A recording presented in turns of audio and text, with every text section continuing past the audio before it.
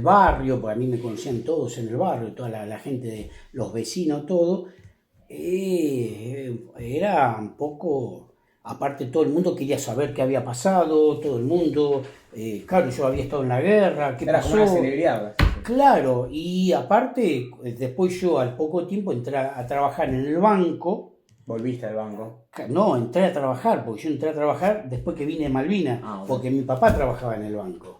Y mi papá, y como todavía estaban los militares, mi papá le cuenta a un militar que había venido yo de Malvinas y me dice, tráelo, porque era un militar que tenía cargo adentro del banco, y me dice que yo te lo hago trabajar en el banco. Entonces entré a trabajar en el banco, todavía no había democracia, y claro, el banco tenía miles de personas y cada vez que me veían por los pasillos, oye Eduardo, contame qué pasó en la guerra. Y siempre me preguntaban y me volvían loco. Porque uno, o sea, yo lo cuento, yo hoy lo estoy contando, pero en ese momento mucho no tenía ganas de hablar. Porque yo tuve amigos, o sea, compañeros míos que murieron al lado mío. Y acordarse de eso en ese momento, que yo tenía 20 años, no era lindo, no me gustaba. Hoy, con mis 63 años, lo cuento, pero ya es como que ya lo cerré el ciclo, se puede decir, ¿me entendés? Y no, ya te lo puedo contar con lujo de detalle, que una vez tuve en una fosa y tuve que enterrar a 7 personas, metimos 7 personas y entre 4 o 5 le echamos tierra en un pozo, porque estaban muertos ahí, y nadie hacía nada. Y digo, ¿qué están haciendo? Estas 7 personas están muertas. Entonces las pusimos en el pozo y las tapamos con tierra y ahí quedaron. Que después, cuando la Cruz Roja Internacional va a hacer el cementerio, nosotros dijimos, pero ¿qué van a hacer el cementerio si ni saben dónde están los cuerpos? Y yo hablando con la presidenta de la Cruz Roja Internacional, le digo, en tal lugar hay un pozo hecho así, que como más de 7, 8 soldados eh, pusimos a los cuerpos ahí y después los tapamos con tierra, que éramos como 7, 8 soldados lo que lo hicimos eso. Claro. Porque nadie hacía nada. Yo, ¿qué están haciendo? ¿Están todos locos? Delante mío estaba la bahía, como a 500 metros, pero 200 metros antes había un campo minado. Bueno, el campo minado nadie sabía, o sea, lo sabía la gente que estaba ahí, que estaba el campo minado, pero de otros sectores no se sabía. Y cada uno, o sea, yo tenía una parcela, una parte del campo donde sabía dónde estaban las minas enterradas, que yo tenía que memorizarlo siempre eso.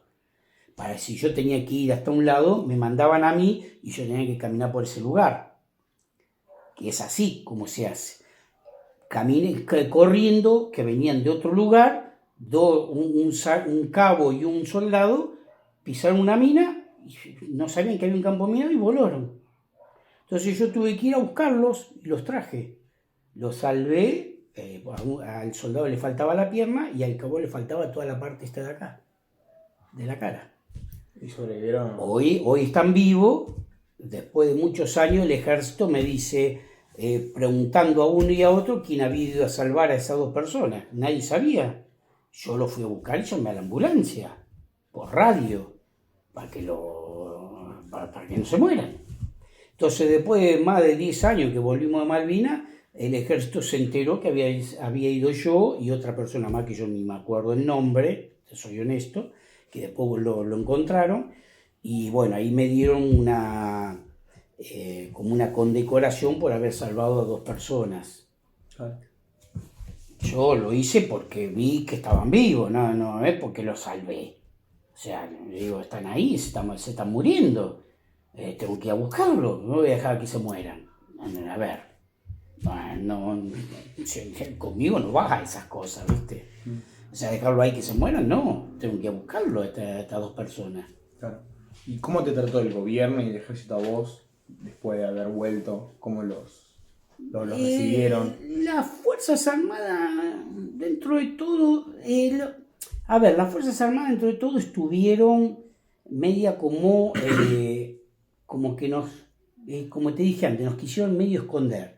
Y después en la democracia también un poco. Los primeros años, Alfonsín, un poco en los primeros años de Carlos Menem, pero después empezó a reavivarse todo. Es más, nosotros mismos lo hicimos. Hemos hecho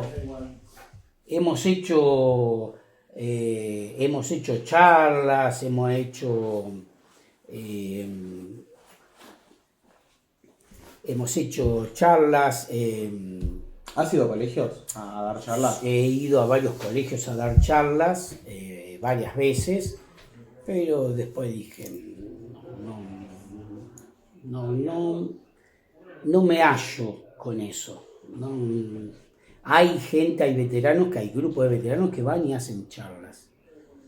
Por Han gusto. llamado para ir, pero no me gusta. Bueno, hubo una falla técnica. Bueno, ahora voy a encarar al gobierno militar en esa época, en la década entre el 70 y el 80. ¿Cómo fueron esos años del gobierno militar, vivirlo para vos? Mira, había lo que yo te dije antes, que los controles, eso se llamaba razzia, que eran grupos de militares que estaban en determinados lugares donde siempre controlaban a todos, pero a todos. Paraban colectivo, taxi, todo, arriba los trenes, controlaban a todo el mundo, pedían documento a todo el mundo, todos. No sé por qué motivo, pero yo era chico, así que no, o sea, por ahí no entendía que bueno, será por seguridad, por eso. Después, con los años, me di cuenta que era por el tema del terrorismo y todo eso que había pasado en esa época, ¿viste? Claro. Que bueno, yo era muy chico, yo no lo viví, pero no supe qué era en realidad. Claro, no Que terminabas había- de comprender. No.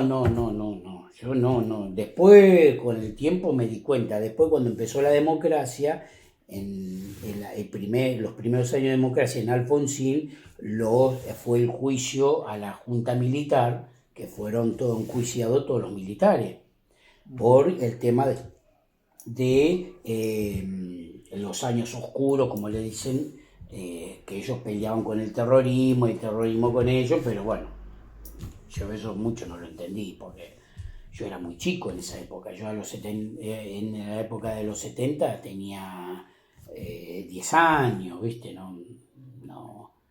En los 80, ya en el 82 tenía 18 años, así que tenía menos todavía en la época de los 70. Yo iba al colegio normal, iba al secundario normalmente, o sea, no había sí se veían muchos de esos retenes por todos lados, controlando y vigilando. ¿Pero no afectó tu infancia ni tu No, desarrollo como porque nosotros persona? jugábamos, antiguamente se jugaba mucho en la calle, en el barrio, con los mismos pibes del barrio, ¿viste? Y jugábamos normalmente, había los terrenos baldíos que nosotros le decíamos los potreros, donde se jugaba la pelota. No. O sea, pasaban ellos, vos los veías pasar, pero no molestaban. Por lo menos a nosotros nunca nos molestó. Por ahí algún otro sí, pero qué sé yo. Yo vivía en Ramos Mejía y allá no. O sea, había controles, y eso sí, los controles eran muy estrictos. Te pedían documentos, todo, ya siendo más grande, ya de pibe no, porque íbamos al colegio, mi mamá te llevaba, mi mamá me llevaba al colegio, no había nada, o sea, el colegio era normal, era todo normal. Claro. Por ahí le pedían documentos y todo, a mi papá, a mi mamá, eran personas más grandes en esa época. Ya después yo cuando empecé a trabajar, ya después a los 19, antes que se termine que empiece la democracia, en esos últimos,